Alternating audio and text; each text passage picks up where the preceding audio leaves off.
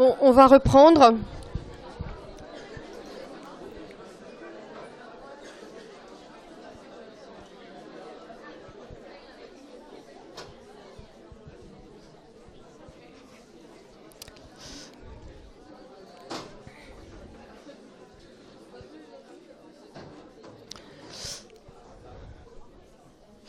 Je voudrais simplement clarifier un point, parce que j'ai eu plusieurs questions dessus, donc je voudrais simplement préciser. Sur le schéma, quand je vous ai parlé de la diffusion, il y avait l'extrémité artérielle du capillaire, donc vers l'artère pulmonaire, le capillaire, et puis l'extrémité veineuse du capillaire vers donc la veine pulmonaire. Et pour autant, je vous disais, au départ, la pression veineuse en oxygène, elle est de 40, la pression veineuse en CO2, elle est de 45, alors qu'on est vers l'extrémité artérielle du capillaire et vers l'artère pulmonaire. En fait, il faut toujours bien avoir à l'esprit que dans le poumon, la circulation, ce qu'on appelle la petite circulation, on est toujours avec évidemment un système d'artères, capillaires, veines, mais le sang qui circule est complètement de composition inverse à ce qui est dans la circulation systémique ou la grande circulation. Donc, en fait, quand je mets PVO2 ou PVCO2, ça réfère à la composition du sang et non pas à la structure du vaisseau dans lequel le sang circule. Donc, PVO2, c'est la composition de sang, c'est du sang de composition veineuse qui circule dans l'artère pulmonaire. C'est bon ? Et l'autre point, c'est que quand je mets PVO2, c'est un sang de composition veineuse. Il est de cette composition dans l'artère pulmonaire, mais il est aussi de cette composition dans les veines de la circulation systémique, donc dans la veine cave ou dans les veines, ici, quand on fait la prise de sang au pli du coude. D'accord ? Donc si on fait une prise de sang au pli du coude, on est dans du sang veineux. Dans du sang veineux, c'est une veine, c'est la veine humérale, donc c'est une veine de la circulation systémique. C'est un sang de composition veineuse qui a déjà participé aux échanges. Et on va mesurer les gaz du sang dans ce sang veineux.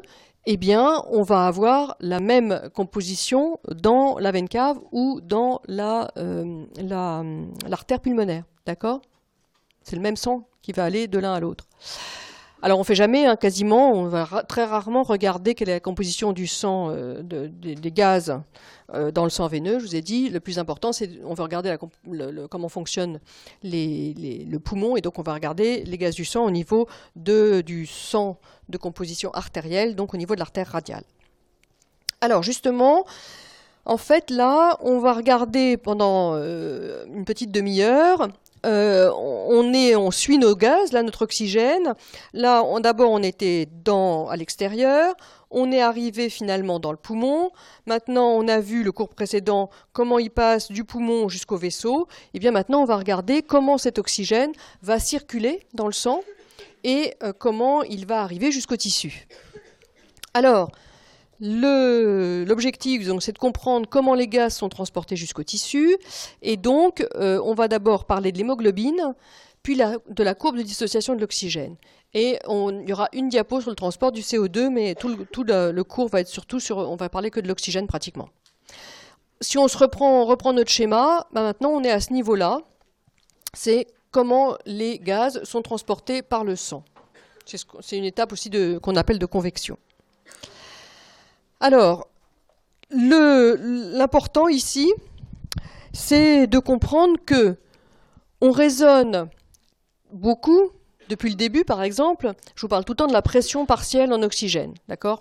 Pression partielle en oxygène dans l'artère, et puis d'ailleurs, tout au long de votre carrière médicale, vous allez regarder dans les gaz du sang, vous allez regarder quelle est la pression en oxygène dans le sang artériel, c'est ça qui est important. Et donc on pourrait se dire, voilà, on arrête là, c'est fini, le sang il est transporté, et c'est la pression artérielle qui est importante. En fait, c'est plus compliqué que ça, comme d'habitude, et la molécule qui va être capitale, c'est l'hémoglobine. Et on va voir alors pourquoi finalement on ne regarde pas tellement l'hémoglobine. Souvent, on va regarder la pression partielle en oxygène, pourquoi il y a cette déviation.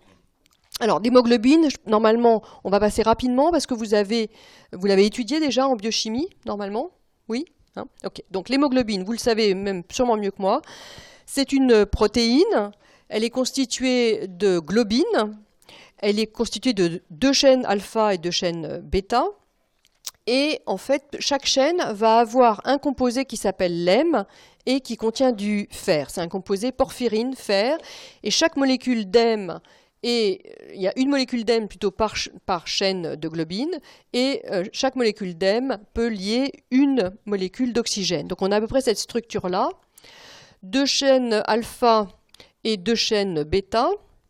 Et chaque chaîne a un composé porphyrine M à l'intérieur, et chaque molécule d'hème peut lier une molécule d'oxygène. Donc chaque molécule d'hémoglobine peut lier en fait 4 molécules d'oxygène.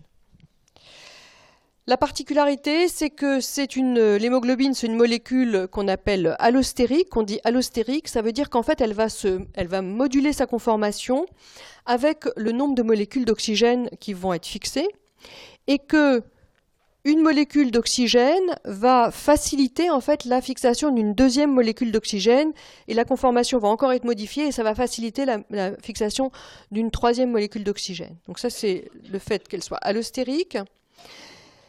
Et donc on l'a vu, une molécule d'hémoglobine peut lier au maximum 4 molécules d'oxygène. Sauf que c'est pas très facile. Nous, quand on va faire les mesures, on ne va pas pouvoir mesurer le nombre de molécules d'oxygène fixées sur l'hémoglobine. Et donc, on va faire des mesures qui vont nous permettre de mesurer la quantité en millilitres d'O2. Donc, on va définir le pouvoir oxyphorique de l'hémoglobine. Donc, nouvelle définition, pouvoir oxyphorique de l'hémoglobine, c'est la quantité maximale que 1 gramme d'hémoglobine peut combiner. Et au maximum, 1 gramme d'hémoglobine peut fixer 1,39 millilitres d'O2. D'accord? Donc c'est l'équivalent d'une molécule d'hémoglobine peut lier 4 molécules d'oxygène, sauf que c'est transposé avec des mesures du vivant mesures qu'on peut avoir sur des appareils, puisque par des appareils, on peut mesurer la quantité d'hémoglobine présente dans le sang, la concentration d'hémoglobine dans le sang, et on peut aussi mesurer quelle est la quantité en millilitres d'O2 d'oxygène qui est combinée à l'hémoglobine. Au maximum, ça va être pour 1 gramme, 1,39 millilitres d'O2. Et puis là encore, c'est des valeurs approximatives. Par exemple, 1,39 ml d'O2, je crois que dans les ED, on prend 1,34 parce qu'en fait, à la température de 37, etc., j'ai le sujet sain, finalement, c'est pas 1,39, c'est 1,34 en fait. Et puis l'hémoglobine, eh bien, chez la femme, on a à peu près 14 grammes pour 100 millilitres et chez l'homme, 16 grammes pour 100 millilitres. C'est des valeurs approximatives. Je vous ai dit, il y a toujours une fourchette. Donc c'est aux environs de 14 pour la femme et 16 grammes pour 100 millilitres de sang chez l'homme. Alors avant d'aller plus loin, je voudrais vous rappeler des éléments dont on va se servir, que vous connaissez déjà mais que vous avez peut-être un peu oublié. Donc, si je prends un récipient avec 2 compartiments séparés par une membrane semi-perméable et que je mets un gaz dans les 2 compartiments, le gaz va diffuser à travers la membrane semi-perméable et finalement il va y avoir une équilibration et on va avoir la pression du gaz dans A qui est égale à la pression du gaz dans B. D'accord ? Le gaz, la pression, ça représente, on a vu l'agitation moléculaire, donc c'est le gaz dissous. Et puis si j'ajoute dans un des compartiments une molécule qui, elle, ne peut pas diffuser à travers la membrane et qui est capable de fixer une molécule du gaz. Donc c'est une molécule, c'est un transporteur qui peut fixer une molécule du gaz. Qu'est-ce qui va se passer ? Le gaz va se fixer à cette molécule. Et donc là, du coup, ça devient une molécule de gaz combiné, c'est plus du gaz dissous. Et ce gaz combiné, en fait, il ne va pas, comme il est fixé sur le transporteur, c'est plus du gaz dissous, donc il va plus entrer, il va plus pouvoir participer à l'agitation moléculaire, et donc il ne va plus entrer dans le calcul de la pression. Donc là, on va avoir une phase transitoire où la pression du gaz dans A va être supérieure à la pression du gaz dans B. Et puis finalement, si par exemple notre transporteur il peut fixer au maximum 4 molécules de gaz par molécule de transporteur, et bien finalement on va arriver à un état d'équilibre où on va avoir un nombre de molécules dissoutes dans A qui va être égal au nombre de molécules dissoutes dans B pour une équilibration des pressions. Mais bien évidemment, si vous regardez la concentration, c'est-à-dire le contenu du gaz dans les 2 compartiments, le contenu, la concentration, c'est la quantité totale de gaz, donc la forme dissoute et la forme liée. Bien évidemment, le contenu de gaz dans B va être bien supérieur au contenu de gaz dans A. D'accord? Et donc ça, cette notion, il faut absolument l'avoir complètement intégrée parce que c'est ce qui va nous guider pendant tout le reste du cours. D'accord? Donc on a ici des pressions qui sont égales, mais bien évidemment une concentration ici qui va être supérieure. Les molécules fixées au transporteur n'entrant plus dans le calcul de la pression puisqu'elles ne jouent plus, elles ne peuvent plus avoir une agitation moléculaire. Ok? Alors, c'est exactement ce qui se passe dans le sang. Dans le sang, l'oxygène il va être transporté soit sous forme fixée à l'hémoglobine, soit sous forme libre et donc O2 dissous. Et donc il y a un équilibre entre ces deux formes, HbO2, forme liée à l'hémoglobine, ou forme dissoute O2 plus Hb non lié, donc O2 non lié. Qu'est-ce qui va déterminer? On sait que le pouvoir oxyphorique de l'hémoglobine, c'est 1 g d'hémoglobine qui peut fixer au maximum 1,39 ml d'O2. Si je prends une concentration d'hémoglobine à 15 g pour 100 ml de sang, on va calculer la capacité en O2. Donc capacité en O2, nouvelle définition, c'est que c'est 1,39 fois 15. Donc là, ça va être 21 ml d'O2 pour 100 ml de sang. Donc la capacité en O2, c'est la quantité maximale que le sang peut transporter d'O2 lié à l'hémoglobine. Évidemment, ça dépend de la quantité d'hémoglobine dans le sang. Et donc là, dans cet exemple-là, c'est à peu près 21 ml d'O2. Si je veux regarder ce qu'il en est d'O2 dissous, eh bien, on est obligé de prendre en compte le coefficient de solubilité de l'oxygène dans l'eau à 37 degrés. Et donc, vous voyez, ce coefficient de solubilité, il est faible. Et ça va compter aussi par millimètre de mercure. Alors, la PO2 dans le sang artériel normal, on l'a vu, c'est 100 mm de mercure, hein, c'est à peu près égal à la PO2 alvéolaire. Donc, chez le sujet sain, c'est 100 mm de mercure. Donc, finalement, en quantité, si on le calcule, si on modifie, plutôt que de calculer en millimètres de mercure, si on le calcule en millilitres d'O2 dissous, eh bien, ça va être 0,003 fois 100, donc ça va être 0,3 ml d'O2 dissous pour 100 ml de sang. Donc si j'ai 100 ml de sang, vous voyez que la quantité d'oxygène qui est apportée par l'O2 dissous, la PO2, c'est complètement négligeable, 0,3 ml, mais c'est rien du tout. La majorité du sang, de l'oxygène, elle est transportée liée à l'hémoglobine. Donc là, vous pouvez me dire, mais pourquoi est-ce qu'on regarde la PO2? Ça n'a aucun intérêt, la PO2, puisque de toute façon, ça apporte vraiment pratiquement rien au tissu. Alors, on va voir qu'en fait, ça a un grand intérêt quand même. Simplement, là, je vous ai fait un petit récapitulatif. Le contenu en O2, c'est la quantité totale. Donc en O2, c'est l'O2 fixé à l'hémoglobine plus l'O2 dissous. Donc c'est à peu près 21,3 ml d'O2 pour 100 ml de sang. Et si on le fait pour 1 litre de sang, vous savez, dans le corps, on a à peu près 5 litres de sang. Donc pour 1 litre de sang, eh bien, alors là, c'est des approximations. Généralement, ça vous horrifie parce que vous n'êtes pas habitué. Mais ça fait à peu près 200 ml d'O2 gazeux. Et qui comprend 197 ml d'O2 lié à l'hémoglobine et 3 ml d'O2 dissous. Donc vous voyez, on a l'oxygène qui est essentiellement transporté lié à l'hémoglobine. Alors du coup, pourquoi c'est intéressant de regarder la PO2? Mais parce qu'en fait, l'hémoglobine, là, c'est quand elle est saturée, on est dit saturée à 100%. C'est quoi la saturation de l'hémoglobine? Eh bien, si une molécule d'hémoglobine transporte 4 molécules d'oxygène, on dit que l'hémoglobine, elle est saturée à 100%. Si elle transporte que 2 molécules d'oxygène, si une molécule d'hémoglobine transporte que 2 molécules d'oxygène, on va dire qu'elle est saturée à 50%.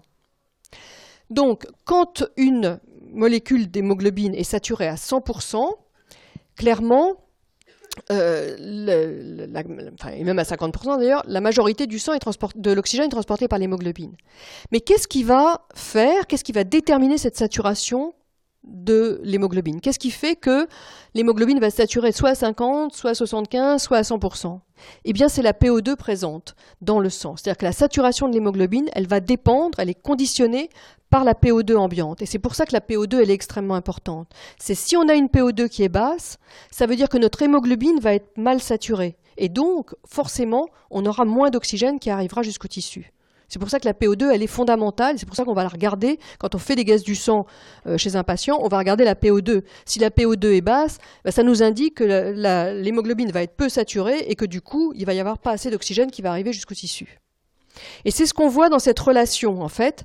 La courbe de dissociation de l'oxygène, cette courbe que vous avez vue, qu'on appelle aussi la courbe de saturation de l'hémoglobine parfois, elle nous donne justement la saturation de l'hémoglobine en fonction de la PO2. Donc là, l'hémoglobine, elle est saturée à 100%. Vous voyez que cette courbe, elle a une forme sigmoïde. Ça, c'est lié au fait que l'hémoglobine est une molécule allostérique. Donc vous voyez que quand la PO2 est aux alentours de 100 mm de mercure, donc la PO2 ambiante, autour dans le petit capillaire où on se situe par exemple, si la PO2 ambiante est à 100 mm de mercure, l'hémoglobine va être saturée à 100%. Mais si la PO2 ambiante est à 40 mm de mercure, l'hémoglobine elle va plus être saturée qu'à 50 ou 60%. Donc la saturation de l'hémoglobine en oxygène, c'est l'O2 combiné à l'hémoglobine sur la capacité en O2. Donc la capacité en O2, c'est la quantité maximale qui peut être fixée sur l'hémoglobine, fois 100. Et du coup, comment ça se calcule, l'O2 combiné à l'hémoglobine? C'est le pouvoir oxyphorique de l'hémoglobine, donc on a dit que c'est 1,39. L'HB, la concentration en HB, là on a pris un exemple à 15. Et la saturation en oxygène, eh bien, on la mesure par les gaz du sang. Les gaz du sang, ils nous donnent aussi la saturation en oxygène. Et donc là, par exemple, j'ai pris 0,98% et on a 20 ml d'O2 pour 100 ml de sang. Donc, si on regarde aussi, en fait, l'O2 combiné à l'hémoglobine, on va ajouter dessus l'O2 dissous, mais l'O2 dissous, c'est très minime. Et ici, à droite, là, on peut avoir une échelle, c'est le contenu total en O2. Donc, c'est l'O2 combiné plus l'O2 lié. Plus l'O2 combiné plus l'O2 dissous, qui est relativement négligeable. Donc ça, c'est un point super important à comprendre, c'est que l'O2, il est en majorité transporté par l'hémoglobine, mais que la quantité d'O2 qui est fixée à l'hémoglobine, donc la saturation en fait de l'hémoglobine en oxygène, elle dépend de la PO2 ambiante, et que donc c'est pour ça que la PO2, c'est très important. Alors on va essayer de comprendre mieux comment ça se passe, cette courbe de dissociation de l'hémoglobine, qu'est-ce qu'elle nous indique en physiologie? Eh bien, en physiologie, on sait par exemple que si on se situe au niveau des alvéoles, dans les alvéoles, on a une PO2 ambiante à 100, d'accord? On a dit 104, c'est aux alentours de 100. Donc, quand notre sang passe dans les capillaires pulmonaires, au niveau des alvéoles, eh bien, la PO2 ambiante est à 100, et donc l'hémoglobine, elle va être saturée à 100%. Donc ici, en fait, on a une saturation de l'hémoglobine à 100%, et donc on va être proche de la capacité maximale, enfin on est à la capacité maximale de fixation de l'hémoglobine. Donc on voit que cette courbe de dissociation de l'O2, elle est très favorable aux échanges gazeux au niveau pulmonaire. On peut remarquer aussi que notre courbe, elle est quasiment plate à partir de 80 mm de mercure. D'accord ? À 80 mm de mercure en PO2, on a une saturation de l'hémoglobine qui est quasiment à 100%. Ça, c'est très intéressant. Ça veut dire que si vous êtes, par exemple, en moyenne montagne, vous avez une pression atmosphérique qui va un peu baisser. La pression atmosphérique ne va pas être à 760, elle va être un peu abaissée parce que vous êtes en altitude. Pour autant, et donc votre PO2 alvéolaire, elle va un peu chuter, elle va être peut-être à 80 ou 90 mm de mercure, mais finalement, il ne va pas y avoir de répercussions sur les échanges gazeux au niveau pulmonaire, puisque avec une PO2 alvéolaire à 80 ou à 90, vous allez toujours avoir une saturation de l'hémoglobine à 100%, puisque là, on est dans la partie plate de la courbe de dissociation de l'oxygène. Donc, cette courbe de dissociation, elle est très favorable aux échanges gazeux, et elle est aussi donc extrêmement, même si la PO2 alvéolaire baisse un peu, on va toujours avoir une saturation de l'hémoglobine proche de 100%. Maintenant, si on se met au niveau des tissus, on l'a vu, la pression veineuse, elle est à 40 mm de mercure. Donc quand on arrive au niveau des tissus, on a une pression aux alentours des tissus, on est plutôt la pression dans le sang quand on est passé des artérioles aux capillaires, la pression petit à petit chute, et on est au niveau des tissus, ça dépend des tissus, mais on est avec des pressions qui peuvent être de 40 ou même 30 ou 20. À ce moment-là, que se passe-t-il? On est dans la portion quasiment verticale de la courbe. Ça veut dire que pour une toute petite différence de pression entre le capillaire, ce qui règne dans le capillaire, la pression en oxygène qui règne dans le capillaire, et la pression en oxygène qui règne dans le tissu, pour une toute petite différence de pression, on va avoir une chute importante de la saturation. Ça veut dire que c'est très favorable aux échanges gazeux dans la mesure où ça va libérer beaucoup d'oxygène. Une toute petite différence de pression entre ce qui règne dans le capillaire et ce qui règne dans le tissu va entraîner une grande désaturation de l'hémoglobine et donc une grande libération d'oxygène. Donc cette courbe de dissociation de l'oxygène, elle est très favorable aux échanges gazeux pulmonaires et aussi aux échanges gazeux au niveau des tissus. Évidemment, alors l'autre point, vous voyez que je vous ai mis, c'est la courbe de dissociation, mais pour un pH à 7,4, pour une PCO2 à 40, pour une température à 37. Et ça, on va y revenir, parce qu'en fait, notre courbe, elle va bouger un peu selon le pH, selon l'acidité, selon la pression en CO2 ou selon la température. L'autre point, c'est qu'évidemment tout ça, ça va dépendre, ça veut dire que la quantité d'oxygène qui est transportée vers les tissus, elle dépend énormément de la concentration en hémoglobine. C'est ce qu'on voit ici. Si l'hémoglobine est diminuée, par exemple, c'est ce qu'on appelle une anémie. Si vous avez une anémie, pour une raison ou pour une autre, eh bien évidemment, il y a moins de transporteurs. L'hémoglobine qui reste, elle fonctionne normalement. Mais il y a moins de transporteurs, donc forcément, la quantité d'O2 qui va être liée à l'hémoglobine va être diminuée.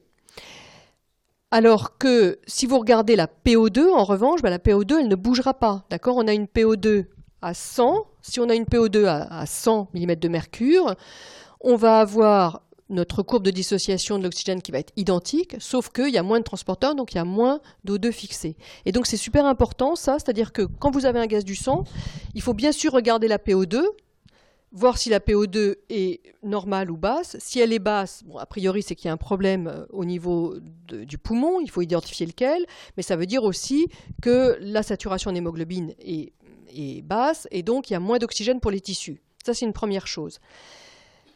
Il faut arriver à augmenter l'oxygène. Éventuellement, vous allez pouvoir mettre de l'O2 nasal, comme on a vu au tout début du cours précédent. On met de l'O2 nasal, donc on augmente la fraction inspirée en oxygène, et ça va permettre d'augmenter finalement la PO2 alvéolaire et éventuellement la PO2 artérielle. Mais l'autre point, c'est de regarder, est-ce que j'ai suffisamment de transporteurs? Si vous avez une hémoglobine qui est très basse, même si votre PO2 est très bonne et que les échanges et que le poumon fonctionnent normalement, si vous n'avez pas suffisamment de transporteurs, il y aura un défaut de quantité d'oxygène qui arrive au tissu. Donc l'hémoglobine, il ne faut pas oublier que c'est un point hyper important pour arriver à avoir une quantité d'oxygène. Il y a le poumon et l'hémoglobine pour arriver à avoir une quantité d'oxygène suffisante qui arrive au niveau des tissus. Et l'autre point qu'on définit, c'est l'affinité de l'hémoglobine pour l'oxygène. L'affinité de l'hémoglobine pour l'oxygène, on l'a définie par la P50. La P50, c'est la pression partielle d'oxygène pour saturer 50% d'hémoglobine. Donc ça, c'est la courbe qu'on a vue tout à l'heure. Pour saturer, si je me mets à 50%, ici, je sature 50% de l'hémoglobine. Quelle est la PO2 nécessaire? Il faut une PO2 à 27 mm de mercure. En fait, cette courbe, elle est pour, on a dit une température à 37, un pH à 7,4, une PCO2 à 40. Mais elle va bouger vers la droite ou vers la gauche en fonction des compositions ambiantes. Notamment, par exemple, si la température diminue, si la température est un petit peu en dessous de 37, eh bien l'affinité pour l'hémoglobine, pour l'oxygène va augmenter. La courbe est déviée vers la gauche. Alors, c'est le cas, par exemple, au niveau du poumon. Dans l'alvéole, je vous ai dit, l'air, il est réchauffé, mais il n'est pas réchauffé jusqu'à 37, en fait. Et donc, l'alvéole, c'est un air qui est à 7,4, avec un pH à peu près neutre, mais à une température qui est un tout petit peu plus basse que 37. Et donc, en fait, à cette température-là, eh bien, la courbe est déviée vers la gauche. Ça veut dire qu'il y a une affinité supérieure, une affinité plus importante de l'oxygène, c'est-à-dire que pour une PO2 un tout petit peu plus basse, la saturation de l'hémoglobine va être à 100%. Et donc ça c'est donc très favorable aux échanges pulmonaires. En revanche, si vous faites un exercice, vous allez pédaler. Les muscles du mollet, qu'est-ce qui va se passer? Il y a une augmentation du métabolisme, puisque vous allez mettre le muscle qui va se contracter énormément, une augmentation du métabolisme, donc il y a une augmentation de la chaleur, une augmentation des déchets, le CO2 augmente, le pH diminue. Quand la chaleur augmente, quand le pH diminue, quand il y a une acidité, parce qu'il y a une production de métabolites toxiques, de déchets du métabolisme, donc que le CO2 augmente, et bien à ce moment-là, il y a une diminution de l'affinité de l'hémoglobine pour l'oxygène. Ça veut dire quoi? Ça veut dire que dans cette situation-là, l'hémoglobine va relarguer plus d'oxygène que si c'était en milieu neutre. Donc dans une situation, par exemple, d'exercice où le tissu a plus besoin d'oxygène, et bien finalement, il va y avoir une diminution de l'affinité de l'hémoglobine pour l'oxygène, et donc ça va être très favorable aux échanges tissulaires qui vont recevoir donc l'oxygène dont ils ont besoin dans ces situations-là. C'est bon? Et ça, en fait, on appelle globalement le fait qu'il y ait une diminution de l'affinité de l'hémoglobine pour l'oxygène dans un milieu acide ou dans un milieu riche en CO2, on appelle ça l'effet Bohr. On en reparlera dans quelques cours, vous verrez. Finalement, qu'est-ce qu'on avait comme message là? Eh bien, pour finir le cours, pour l'O2, c'est que le contenu en oxygène dans le sang, donc c'est la quantité totale d'oxygène dans le sang, c'est l'O2 fixé à l'hémoglobine plus l'O2 dissous. C'est à peu près 21 ml d'O2 pour 100 ml de sang, et la majorité circule sous forme d'O2 fixé, et on le calcule de cette façon-là, pouvoir oxyphorique de l'hémoglobine multiplié par la concentration d'hémoglobine multipliée par la saturation en oxygène. Donc l'oxygène est transporté en majeure partie lié à l'hémoglobine, mais c'est la PO2 ambiante qui détermine la saturation de l'hémoglobine en oxygène. Connaître un peu la courbe de dissociation de l'O2 et en quoi elle est favorable d'un point de vue physiologique.